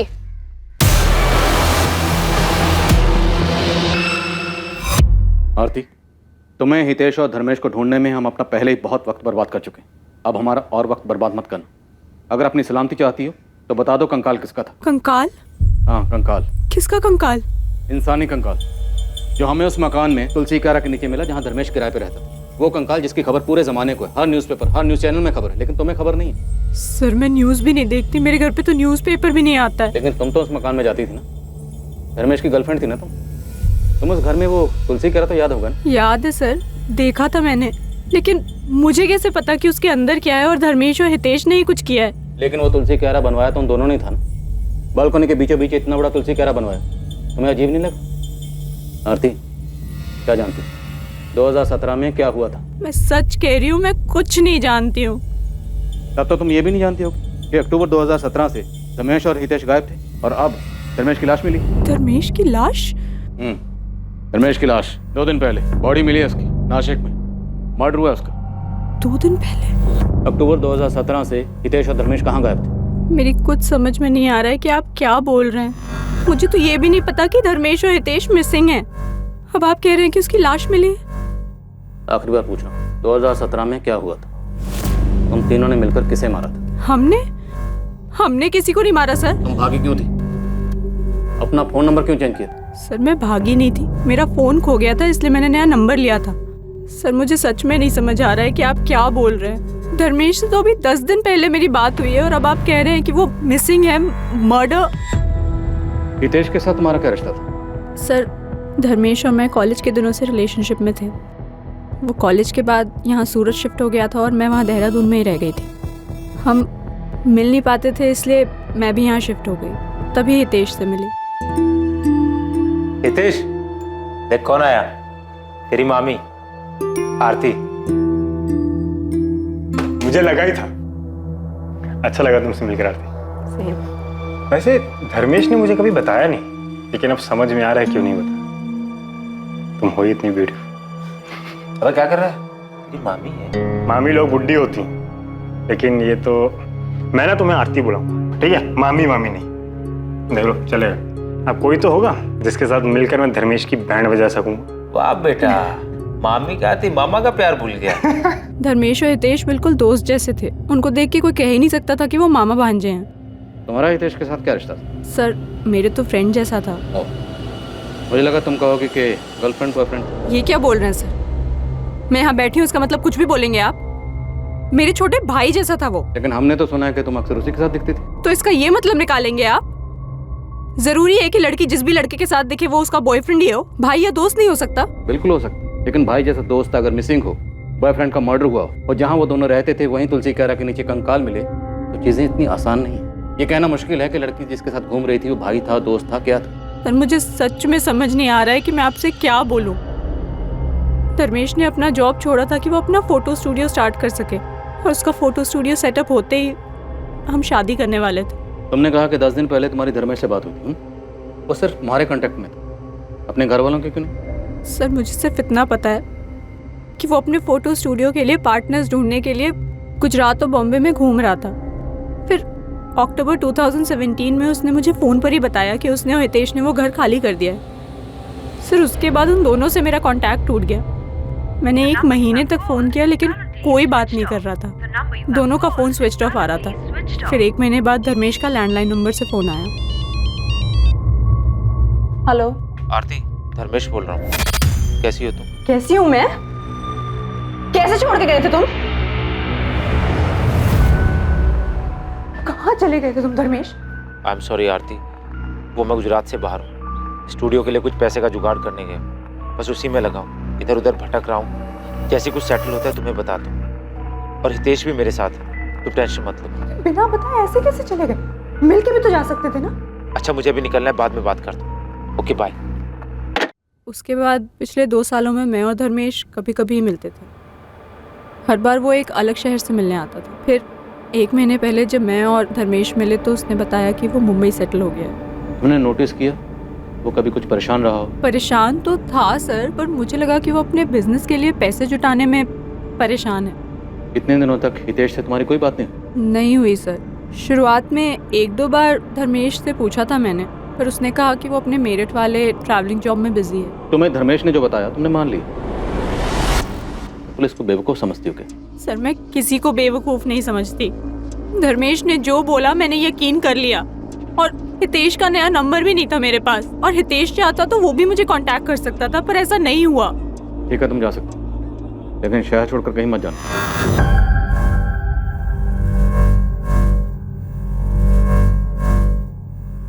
झूठ बोलिए लड़की। हाँ सर, जवाब देते वक्त कुछ और ही सोच रही थी। जब धर्मेश और हितेश के गायब होने के बारे में पूछा तो बात घुमा दी, और लड़की के चेहरे और आंखों में वो तकलीफ बिल्कुल नहीं है जो एक लड़की के अपने बॉयफ्रेंड और होने वाले पति की मौत की खबर सुनकर होनी चाहिए। शायद कुछ छुपा रही है सर। मुझे लगता है वो कंकाल हितेश का ही था, धर्मेश के साथ मिलकर मार डाला होगा। अब क्यों मारा, क्या वजह थी, ये हमें ये आरती बता सकती है। फिर हमें कंकाल मिला। आरती और धर्मेश को पता चल गया होगा कि पुलिस उनको ढूंढ रही है। बात हितेश के मर्डर की थी तो हो सकता है धर्मेश को गिल्ट फील हुआ हो। अब बर्दाश्त नहीं होता। तुम्हें नहीं आ रहा बताओ, तुम्हें कुछ नहीं होगा। मैं सरेंडर करने जा रहा हूं। नहीं धर्मेश, ऐसा कुछ नहीं करोगे तुम। ऐसा सोचना भी मत। पूरी जिंदगी जेल में काटनी पड़ेगी। और तुम्हें क्या लगता है ये सरेंडर कर देने से तुम्हारा गिल्ट कम हो जाएगा? नहीं, ऐसे एटलीस्ट हम साथ तो रह सकते हैं ना। कुछ दिनों में ना ये मामला भी सारा ठंडा पड़ जाएगा। तुम पहले शांत हो जाओ। तुम्हें लगता है मामला ठंडा पड़ जाएगा आरती? ये कोई चोरी और 420 का केस नहीं, ये मर्डर है। मैं जा रहा हूँ सरेंडर करने। मैं जा रहा हूँ आरती। नहीं धर्मेश, लेकिन अगर धर्मेश पुलिस से कन्फेस करता तो आरती को पता था कि आरती भी जुर्म में शामिल है। सजा उससे भी होगी, जो शायद आरती को मंजूर ना होगा। तो हो सकता है इसीलिए आरती ने धर्मेश को मार डाला या मरवा डाला। धर्मेश को मारना पड़ेगा, लेकिन हाँ, ध्यान रहे एक्सीडेंट लगना चाहिए।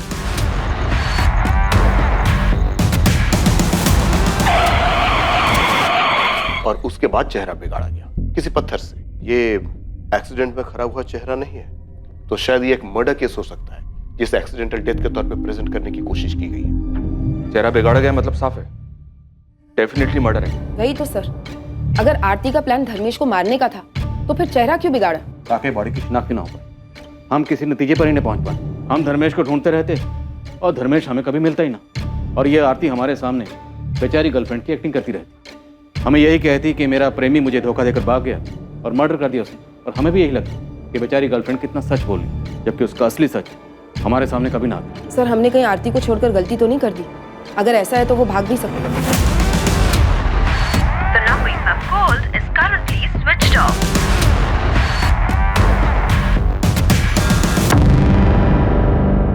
मुझे नहीं लगता आरती भागेगी। ये खेल उसने शुरू किया है, ये उसे पूरा करेगी। एक काम करो, इसका फोन सर्विलेंस पर डालो और इस पर हर वक्त नजर रखो। ये कोई ना कोई गलती जरूर करेगी। इसके पीछे लग जाओ साई की तरह, चुपचाप, कोई आहट नहीं। सर,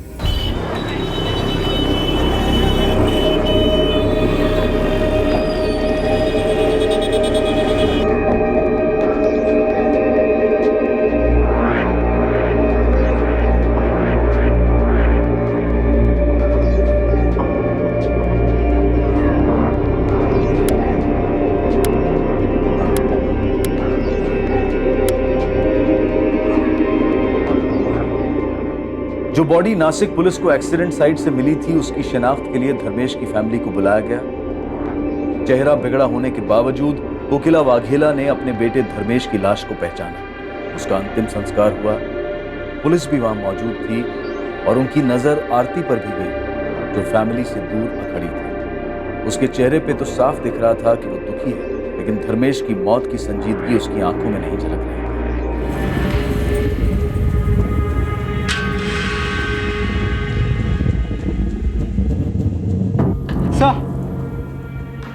सर डीएनए रिपोर्ट आ गई।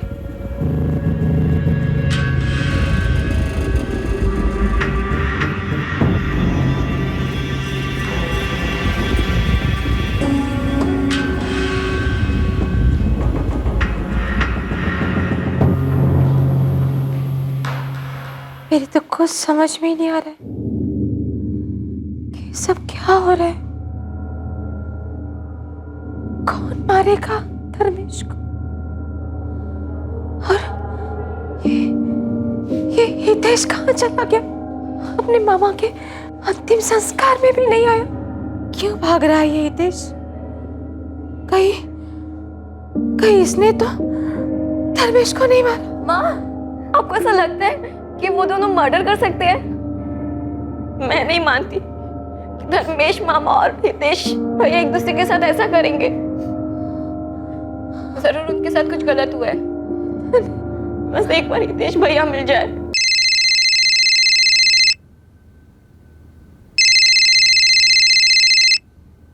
शायद पुलिस का फोन है। हेलो,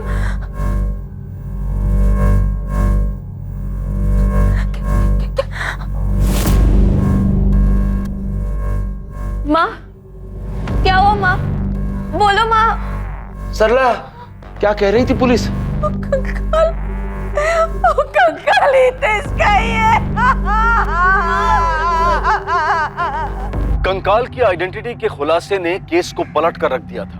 जहां शुरुआत में हितेश सोलंकी और धर्मेश वगेला मर्डर के जुर्म में मुख्य संदिग्ध थे, वहीं अब दोनों पीड़ित करार हो चुके थे। कंकाल हितेश का था, यह तो साबित हो चुका था, लेकिन क्या सच में धर्मेश की मौत भी एक्सीडेंट की आड़ में एक मर्डर था?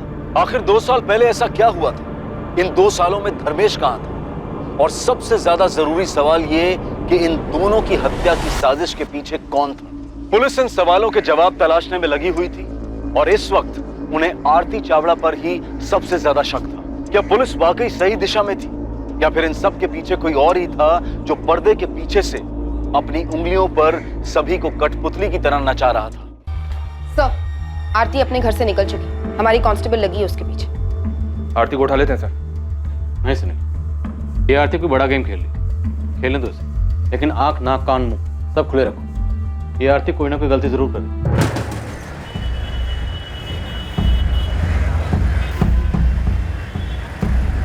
The number you have called is currently switched off.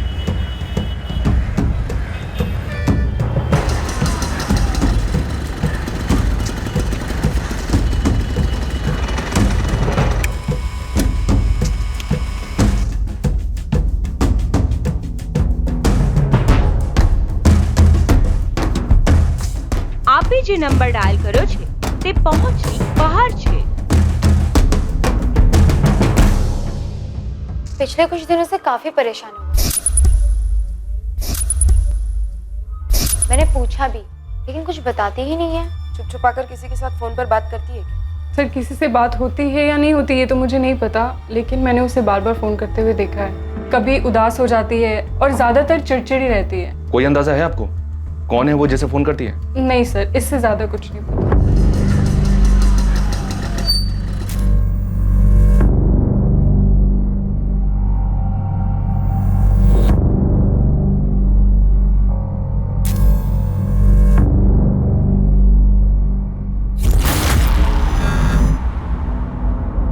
लेकिन ऐसा कैसे होने दिया तुमने? वो गायब कैसे हो गई? बहुत ही चालाक औरत है ये आरती। पता नहीं उसे कैसे शक हो गया कि मैं उसका पीछा कर रही थी। मैडम टेंशन मत लो, फिर भी मैंने उसका पीछा किया है। ज्यादा दूर नहीं गई है वो, यही एक रेस्टोरेंट के अंदर बैठी है। मैडम सर, आरती के कॉल रिकॉर्ड से नंबर मिला है। पिछले 6 महीने में आरती के इस नंबर पे बहुत बातें हुई थी। नंबर के बारे में पता किया तो पता चला ये तो आरती के नाम पे रजिस्टर्ड है। आरती के नाम? सुनील, ऐसा कौन हो सकता है जिसे आरती खुद के नाम पर लिया हो सिम देगी? उसका बॉयफ्रेंड धर्मेश? पक्का हो सकता है सर। सर, कांस्टेबल सपना का फोन आया था। उसने आरती को किसी आदमी के साथ एक रेस्टोरेंट में देखा। एक लड़का था सर, काफी लंबी बात हुई। आरती उस पर चिल्ला रही थी। वो पैकेट जो एटीएम के बाहर सपना ने देखा था आरती के हाथ में, वो आरती ने उसे दिया और फिर आरती निकल गई वहां से। कौन था वो? वो तो पता नहीं चला सर। सपना ठीक से शक्ल नहीं देख पाई। वो पीछे से रेस्टोरेंट के किचन डोर से बाहर निकल गया। ये वही आदमी है सर जिसे आरती ने धर्मेश को मारने के लिए हायर किया था। मुझे भी ऐसा ही लगता है सर। शायद आरती उसे मर्डर का पेमेंट दे रही थी, या फिर वो आदमी आरती को ब्लैकमेल कर रहा होगा, इसलिए आरती गुस्से में थी और परेशान भी। पैसे जो देने पड़ रहे थे उसे। और देर नहीं करते सर, आरती को उठा लेते। ज्यादा मेहनत भी नहीं करनी पड़ेगी। 2 थप्पड़ देंगे, तोते की तरह सब उगल देगी। ठीक, आओ सर।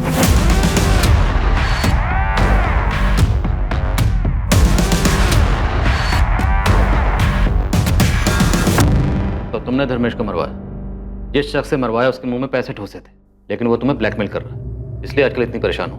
लेकिन जितनी परेशान आजकल हो तब तो नहीं थी जब धर्मेश की मौत की खबर तुम्हें सुनाई थी। गर्लफ्रेंड थी, दोनों के बीच में प्यार मोहब्बत था, फिर भी धर्मेश की मौत की खबर सुनकर तुम हैरान जरूर हो, लेकिन तकलीफ नहीं। तुम्हें आइडिया है कि क्या हुआ होगा? तुमने और धर्मेश ने मिलकर हितेश को मार डाला, लेकिन जब हितेश का कंकाल मिला धर्मेश घबरा गया, डर गया और सरेंडर करने की बात करने लगा। अब तुम्हें लगा कि अगर धर्मेश ने सरेंडर कर दिया, उसने अपना जुर्म कबूल कर लिया, तो तुम भी लपेटे में आओगे, इसलिए तुमने धर्मेश को मरवा डाला। बोलो, तुमने और धर्मेश ने मिलकर हितेश को क्यों मारा? तुम्हारे धर्मेश और हितेश के बीच में क्या हुआ था? अपने आप मुंह खोलेगी या जबरदस्ती करनी पड़ेगी? बोल, धर्मेश को कैसे और क्यों मारा? बताती हूँ। सर, मैंने किसी को नहीं मरवाया। जैसा आप सोच रहे हैं वैसा बिल्कुल नहीं है। मेरा किसी के मर्डर में कोई हाथ नहीं है। तो किसका हाथ है? गोल गोल मत घुमाओ, सीधा मुद्दे पे आओ। धर्मेश का है। धर्मेश का? तो तुम्हारी ये लव स्टोरी मर्डर मिस्ट्री में कैसे तब्दील हुई? तुमने और धर्मेश ने मिलकर हितेश को क्यों मारा? सर, मैंने किसी को नहीं मारा। इनफैक्ट मुझे तो ये भी नहीं पता था कि वो आप लोगों से छुपकर यहाँ वहाँ घूम रहा है। फिर उस दिन जब आप लोगों ने बताया कि उसकी लाश मिली है तो मैं खुद शॉक में थी। मेरी अभी तो उससे बात हुई थी। अभी बात हुई मतलब? सर, उस दिन जब आपने मुझे बताया कि धर्मेश की लाश 11 तारीख को मिली, और मेरी खुद उससे फोन पे 12 तारीख को बात हुई। धर्मेश जिंदा है तो वो कौन था जिसकी बॉडी नासिक में मिली? तुमने और धर्मेश ने मिलकर किसे मारा? सर, मैंने किसी को नहीं मारा। किसने मारा? सर, मैंने किसी को नहीं मारा। मुझे तो खुद समझ नहीं आ रहा है कि ये सब क्या हो गया है। तो ये सब कुछ तुमने उस दिन क्यों नहीं बोला पुलिस स्टेशन में? क्योंकि प्यार करती हूँ मैं उससे। मैं खुद पूछना चाहती थी, उसके मुंह से सुनना चाहती थी कि उसने आखिर किया क्या है। उस दिन यहाँ से निकलने के बाद मैं उसका फोन ट्राई कर रही थी, लेकिन उसका फोन बंद आ रहा था। इसी बात की तसल्ली करने के लिए मैं उसके अंतिम संस्कार में भी गई। आखिर वो बॉडी है किसकी? धर्मेश की तो नहीं है। कल सडनली उसका मुझे फोन आया तो मैंने उसे मिलने के लिए कहा। पैसे लाई हो? हाँ, लाई हूँ। और हितेश कहाँ है? कुछ बोल क्यों नहीं रहे हो? कहाँ है हितेश? और वो कंकाल किसका था? कुछ तो बोलो। पुलिस मुझे परेशान कर रही है। मैंने भरोसा किया है तुम्हारा, प्यार करती हूँ तुमसे। क्या किया है तुमने? प्लीज बताओ। बहुत बड़ी गलती हो गई। कैसे बताओ? मैंने हितेश को मार दिया। वो कंकाल भी हितेश का है। तो पुलिस जो बोल रही है वो सच है? इन्हीं हाथों से मारा हितेश को, और कोई रास्ता नहीं बचा था। उसे मारने के बाद मैं बहुत डर गया था। समझ ही नहीं आ रहा था कि उसकी डेड बॉडी के साथ क्या करूं। फ्लैट से बाहर तो बिल्कुल नहीं ले जा सकता था उसको। फिर मेरी नज़र हितेश के बनाए उस बड़े से तुलसी क्यारा पर पड़ी।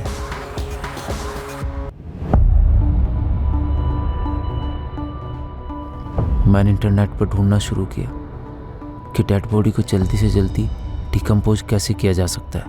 वहाँ से मुझे नमक के बारे में पता चला।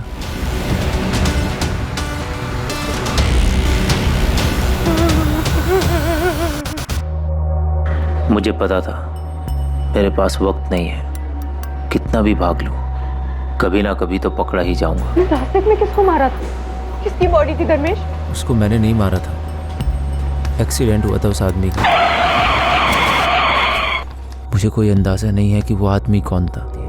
मेरी लाश मिलने पर सारा बवाल ही ख़त्म हो जाता है। पुलिस किसी नतीजे पे पहुंचती ही नहीं, केस ही बंद हो जाता। पर तुमने ऐसा किया ही क्यों? क्यों मारा है हितेश को? मुझे बहुत अफसोस है इस बात का। बहुत बड़ा पाप हो गया मुझसे।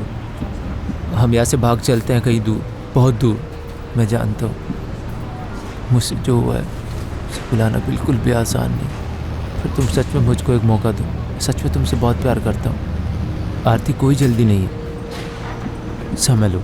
जब तुम्हें जवाब देना है तब देना, मैं कॉल करूँगा। धर्मेश ने तुम्हें पूरी राम कहानी तो सुना दी, पर ये नहीं बताया कि उसने हितेश को मारा क्यों। नहीं बताया, नहीं बताया।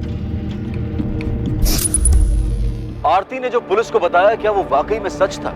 क्या सच में धर्मेश ने अपने जिगरी दोस्त, अपने भांजे हितेश की हत्या की थी? क्या धर्मेश ने इस हत्या को अकेले अंजाम दिया था, या फिर कोई और भी इसमें शामिल था? शायद सच सामने आ चुका था, लेकिन इस हत्या का मकसद अब भी एक राज ही था, जिसे केवल धर्मेश जानता था, और वो अब भी फरार था।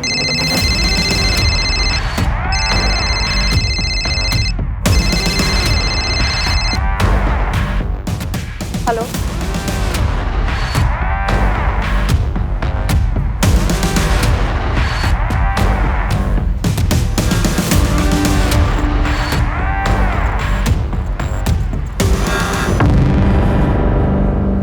थैंक यू आरती आने के लिए। हम यहाँ से कहीं बहुत दूर चले जाएंगे। जानता हूँ कि शायद तुम भी मुझे कभी माफ़ नहीं करोगे, लेकिन मेरा यकीन करो, एक बार इस गंदगी से बाहर निकल गए ना, सब ठीक हो जाएगा। देश के बिना भी सब पहले जैसा होगा। मैं जानता हूँ हितेश कभी वापस नहीं आएगा, पर मैं वादा करता हूँ पूरी जिंदगी प्रायश्चित पे गुजार दूंगा। प्रायश्चित तो तुम्हें पूरी जिंदगी करना ही है, ज़्यादा दूर नहीं, यहीं सूरत की जेल में। चले, अब चोर सिपाही का खेल बहुत हो गया। अब बस, इससे पहले कि मेरे सब्र का बांध टूटे और तेरी हड्डी पसली तोड़े, सब कुछ सच सच बोल दे। मुझे बहुत अफसोस है, मैंने अपने दोस्त जैसे भांजे हितेश को मार डाला।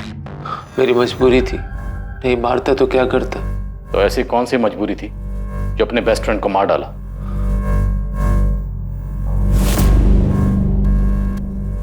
शुरू से ही हितेश आरती के साथ मजाक करने लगा था, तब मुझे कोई तकलीफ नहीं हुई। फिर धीरे धीरे मैंने देखा कि आरती ने भी हितेश में इंटरेस्ट लेना शुरू कर दिया। मैंने फिर भी कोई सवाल नहीं किया, लेकिन उनके बीच की करीबी खुल के सामने आने लगी थी।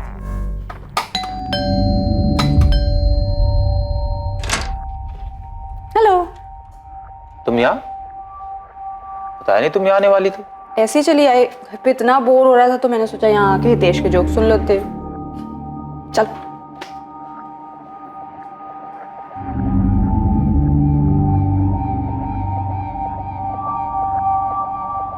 वो पहली बार था जब शक ने मेरे मन में घर किया। उसके बाद आरती घर आने लगी थी मेरी गैर मौजूदगी में। मुझे उनके बीच की नजदीकियां साफ साफ दिखाई देने लगी थी। तेज भी बदल गया था। तेरा फोन देना, मेरे फोन की बैटरी खत्म हो गई। अरे फोन में लॉक लगा दी, ऐसा क्या है भाई जो छिपा रहा है? अरे नहीं मामू, वो तो बस ऐसे ही। मैंने सोचा फोन में फंक्शन है तो क्यों छोड़ूं, यूज कर लेता हूँ। उससे पहले हितेश ने कभी भी अपना फोन लॉक नहीं किया था, और हमें एक दूसरे के सारे पासवर्ड भी पता थे, लेकिन उसने हर चीज पर पासवर्ड लगा दिया था, जिससे मेरा शक और गहरा हो गया। अचानक मेरे दिमाग में वो सब आने लगा। उन दोनों ने मेरे पीठ पीछे क्या गुल खिलाया होगा। मुझे रात को नींद नहीं आती थी। मेरे अंदर गुस्सा भर गया था। नफरत हो गई थी मुझे हितेश से।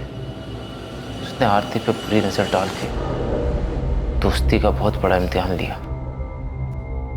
हम दोनों के बीच में भाईचारा भी खत्म हो गया था। तो तुमने कौन सा रिश्ता निभाया? मामा होकर सगे भांजे को मार डाला? हाँ, ये सब मैंने जुलाई 2017 में प्लान किया। मैंने हितेश को बोला कि रमन को जाके बोले कि घर खाली करना है, और उसी दौरान मैंने अपने ऑफिस में भी रेजिग्नेशन दे दिया। उसके बाद मैंने हितेश को मार दिया, और उसकी बॉडी को 2 महीने दफनाने के बाद तक मैं वहीं रुका, ये देखने के लिए कि कोई स्मेल तो नहीं आ रही।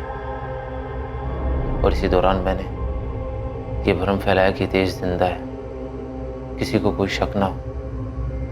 उसके फोन से उसके पेरेंट्स के साथ मैसेज पे बात करता रहा। उसके बॉस को भी मैसेज मैंने किया। तो हितेश को मारकर आरती तुम्हें वापस मिल गई? मेरी सबसे बड़ी भूल थी, दोनों के बीच में कुछ नहीं था। हमें तो ये पता है,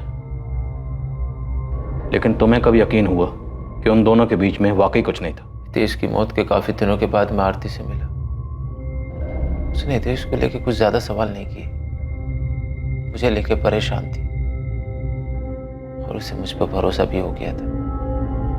तब मुझे यकीन हुआ उससे बहुत बड़ी भूल हो गई। भूल नहीं, तुमने मर्डर किया। महज शक की बुनियाद पर तुमने किसी की जान ले ली। तुम कह रहे हो तुमसे भूल हो गई, और मुझे पूरा यकीन है कि तुम्हें सख्त से सख्त सजा देने में कानून कोई भूल नहीं करेगा।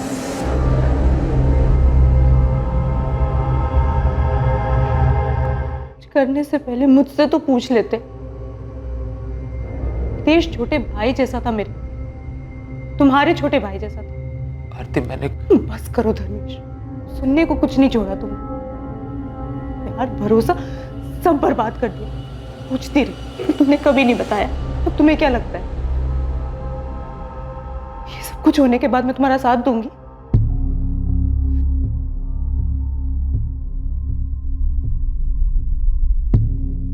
धर्मेश पर 2 केसेस के चार्जेस लगे। पहला हितेश की हत्या के लिए और दूसरा उस अनजान लाश को अपनी आइडेंटिटी देकर पुलिस को गुमराह करने के लिए। जलन और शक की भावनाएं जहर की तरह से फैलती और वो इंसानी दिमाग के हर कोने को दूषित कर देती, हर जागरूक विचार को नष्ट कर देती हैं और नतीजा ये होता है कि मन में सिर्फ नफरत ही जिंदा रह पाती है। इसके वश में आने से ना केवल रिश्तों में जहर घुल जाता है, बल्कि कई बार इस घटना की तरह अंजाम भयंकर भी साबित हो सकता है। मामा और भांजा होने के बावजूद हितेश और धर्मेश में सगे भाइयों से भी बढ़कर रिश्ता था, और धर्मेश की तरफ से सिर्फ एक बेवजह की जलन ने उसके मन में शक का बीज बो दिया, जो आखिर में उसे हितेश का खून करने की साजिश तक ले गया। आरती और हितेश से बातचीत करके चीजों को स्पष्ट करने या अपने रिश्ते पर भरोसा करने की बजाय उसने जलन और बदले का आसान रास्ता चुना। अक्सर जुनून में आकर किए गए गुनाह हत्या करने की अहम वजहों में से एक, और ये ज्यादातर पल भर की नफरत का नतीजा होता है। इन हालात में हमें रुककर सुलझे दिमाग से सोचना चाहिए और परिस्थितियों का हल निकालने की कोशिश करनी चाहिए। हो सकता है कि सिर्फ संयम बरतने से ही आपराधिक घटनाओं की दर में काफी ज्यादा कमी आ जाए। अब मैं अनूप सोनी आपसे विदा लेता हूं, और हमेशा याद रखें, क्राइम और आपके बीच में सिर्फ इतना फर्क है कि आप कितने सतर्क हैं। सतर्क रहें, सुरक्षित रहें। जय हिंद। इस तरह के और भी एपिसोड देखने के लिए हमारे चैनल को सब्सक्राइब करें और बेल आइकन दबाना ना भूलें।